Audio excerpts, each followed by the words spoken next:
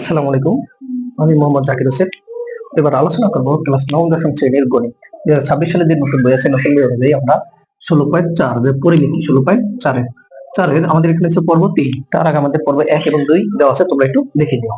তো পর্ব 3 আমরা এই যে 5 নম্বর অঙ্কটা দিব। তো 5 নম্বর অঙ্কটা কি বলছে একটু ভালো করে দেখো। একটি আয়তাকার ঘনবস্তুর 48 48 48 বর্গ মিটার ভূমির উপর, কিসের উপর মানে মাটির উপর, ভূমির উপর দণ্ডায়মান এর উচ্চতা যদি 3 মিটার হয়, কয় মিটার? 3 মিটার হয়, এবং কর্ণ আছে কত আমাদের 13 মিটার। কর্ণ কত? 13 মিটার হলে আয়তাকার ঘনবস্তুর দৈর্ঘ্য ও প্রস্থ নির্ণয় করতে হয়েছে। তাহলে আমাদের কি করতে হচ্ছে? এখানে দৈর্ঘ্য এবং প্রস্থ আমরা নির্ণয় করব। তো এবার দেখো এটার অ্যান্সার। তো আমরা লিখি, মনে করি আয়তাকার আয়তাকার ঘনবস্তুর দৈর্ঘ্য সমান সমান a মিটার, আর প্রস্থ আছে কত আমাদের? সমান সমান b মিটার। এটা আমরা দৈর্ঘ্য মনে করি। আর c আছে কত? সরি, উচ্চতা আছে কত? c সমান সমান কত আছে তোমার? 3 মিটার। 3 মিটার 3 মিটার যদি থাকে তাহলে আমাদের এটা, তারপর কি আছে? ভূমির উপর দণ্ডায়মান, ভূমির ক্ষেত্রফল কি আছে? ভূমির ক্ষেত্রফল AB সমান সমান আছে আমাদের, ক্ষেত্রফল কত আছে? 48। এটা আমাদের দেওয়া আছে। তো এবার যদি আসে, এবার আসো আমরা কি করব? তোমার উচ্চতা কর্ণ যেহেতু দেওয়া আছে, তাহলে আমরা কর্ণের সূত্রটা কি জানি? তাহলে আমরা জানি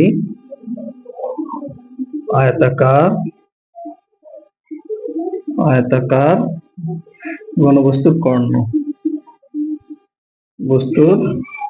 সূত্রটা কি? √a square plus b square plus কত? c square.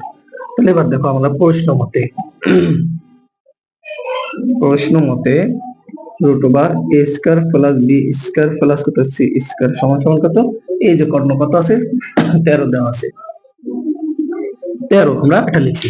তাহলে এবার আমরা বর্গ করি। কি করব? বর্গ করলে a স্কয়ার প্লাস কত? b square plus c square আমাদের থাকে 13 স্কয়ার। তাহলে বা এখানে আমরা লিখি, এখানে আমরা কি করব? এখানে কি আছে? a স্কয়ার প্লাস কত? b স্কয়ার, c এর মান কত? এই যে 3। তাহলে কত? 3 স্কয়ার সমান সমান 13 স্কয়ার দিলে কত? 169। তাহলে বা এখানে a স্কয়ার প্লাস কত? b স্কয়ার প্লাস 3 3 কত? 9 সমান সমান কত? 169। তাহলে বা এখানে লিখি a স্কয়ার প্লাস কত? b স্কয়ার সমান সমান কত? 159 প্লাস আছে সেটা -9। তাহলে অতএব a square plus b square সমান সমান কত? 160। এটা আমরা 1 নং সমীকরণ দিছি। তো এবার একটা জিনিস খেয়াল করো তোমরা, খেয়ালটা কি? এই যে এখানে a square plus b square আছে, তাহলে কত? 160 আছে।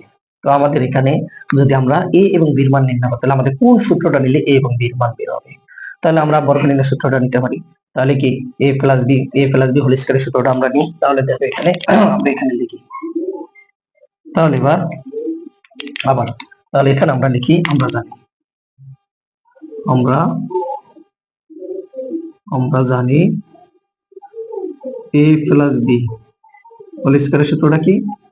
a square plus b square plus 2ab। তো আমরা এখানে কি a square plus b square, a square plus 2ab plus b square, তার সেটা না লিখে আমরা a square plus b square, কারণটা কি? এই যে এখানে যে মানটা আছে, এই মানের কারণে আমরা এটা বসাইছি।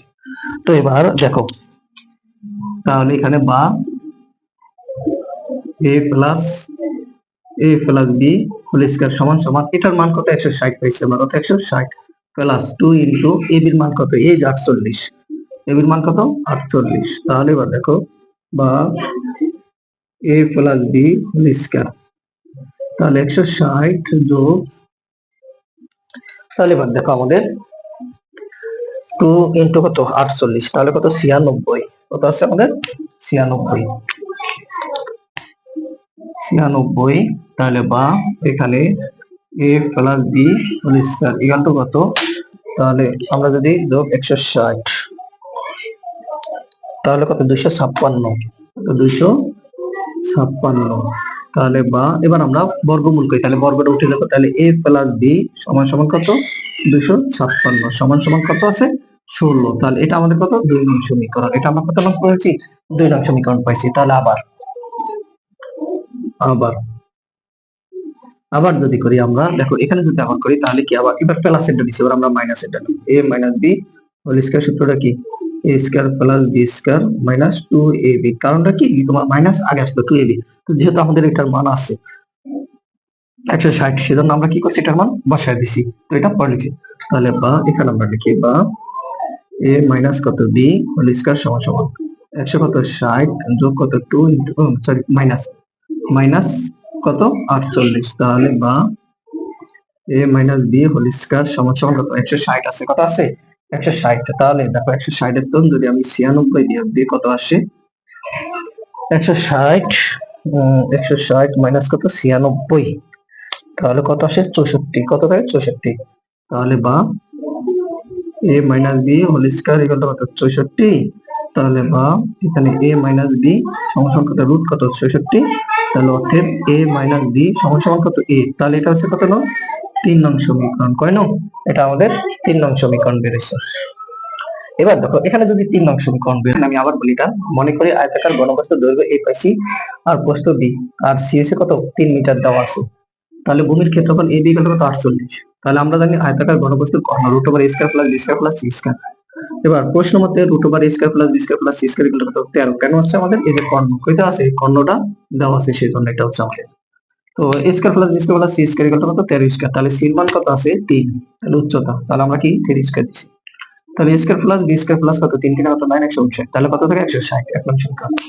তাহলে যেহেতু আমাদের এটা আছে, তাহলে কি আমরা জানি a plus b whole square equal to a square plus b square plus 2ab, তাহলে a plus b square whole square equal to কত 160 প্লাস 2 কত 48, তাহলে 96, তাহলে আমাদের কত 156, 156 এর রুট করলে আমাদের কত আসে 16, এটা হচ্ছে আমাদের কত 2 নং সমীকরণ। তাহলে আবার a minus b whole square equal to a square plus b square minus 2ab, একটা প্লাস একবার মাইনাস নিছি। তো এবার যদি একবার প্লাস একবার মাইনাস নিই, তাহলে আমাদের এখানে কি আছে, আমার এখানে 96 টাকা 64 টাকা, তাহলে 64 যোগ করলে 8, এটা হলো আমাদের কত 3 নং সমীকরণ। তো এবার আমরা কি করব, এই 3 নং সমীকরণ আমরা আবার করব। এবার আমাদের এর মান এবং বি এর মান বের হবে। দেখো আমরা যেমন 2 এবং 3 নং সমীকরণ, তাহলে 2 ও 3 নং সমীকরণ সমীকরণ যোগ করে পাই, যোগ করে, তাহলে যোগ করলে আমাদের কি a প্লাস b সমান কত হয়েছে আমরা 16, আর a মাইনাস b সমান কত হয়েছে 8। তাহলে এটা যদি আমরা যোগ করি, তাহলে এটা প্লাস এটা মাইনাস বাদ, তাহলে কত 2 সমান সমান 8 এর সাথে যদি সরি 16 সাথে 8 যোগ করলে কত আসে 24, এটা গুণ আছে সেটা হলো ভাগ, তাহলে বা a সমান সমান কত কত আছে, তাহলে আমাদের a সমান সমান 24 বাই কত 2, তাহলে অতএব a সমান সমান কত 12, কত a সমান সমান 12। তাহলে এবার আসে এর মান আমরা আবার এক নং বসাবো, a এর মান মান এক নং এ বসিয়ে এক নং এ বসাই, তাহলে এর মান যদি এক নং এ বসাই, তাহলে কি a প্লাস b সমান সমান কত 16 পাইছি আমরা, তাহলে এর মান কত পাইছি আমরা 12 প্লাস কত b সমান সমান কত 16, প্লাস আছে সেটা কি হবে মাইনাস, বা b সমান সমান কত 16 মাইনাস কত 12, অতএব b সমান সমান কত 4। তাহলে এবার দেখো যেহেতু এটা পাইছি, তাহলে আমরা এবার লিখতে পারি কি, অতএব দৈর্ঘ্য দৈর্ঘ্য যেহেতু a ধরছি, তাহলে দৈর্ঘ্য সমান কত আমরা পাইছি 12 মিটার, আর হচ্ছে প্রস্থ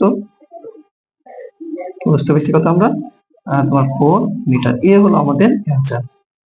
দেখো এখানে আমরা প্রথম আমরা যোগ করছি, এর মান বেরিয়েছে, তারপর আমরা এর মান কি করছি, আমরা এক নঙ্গে বসাইছি, বসানোর পর আমাদের কি হয়েছে 4 আসছে বীর মান, তাহলে প্রস্থ কত 4 মিটার আর হচ্ছে দৈর্ঘ্য কত 12 মিটার, এই হলো আমাদের 5 নম্বর অ্যান্সার। যদি তোমাদের কারো কোনো সমস্যা হয়ে থাকে, তাহলে আমাদেরকে জানাবে, ইনশাআল্লাহ কমেন্ট বক্স খোলা আছে, কমেন্ট বক্সে জানাবো, আমরা সমাধান করার চেষ্টা করবো। ওকে, আল্লাহ হাফেজ।